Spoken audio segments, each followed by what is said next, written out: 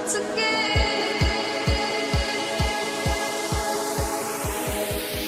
Öyle hissettim.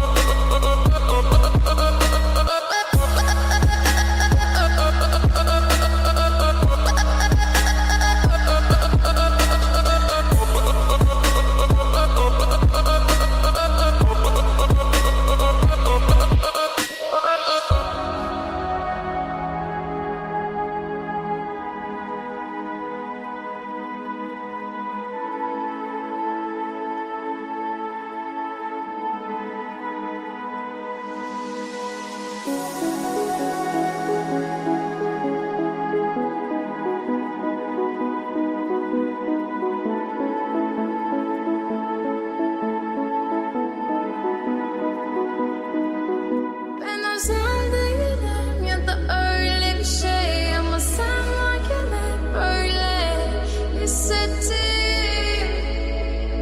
Öyle hissettim. Yanan her şey gülmüyor olmalı. Bunu sen de hatırlarsın da artık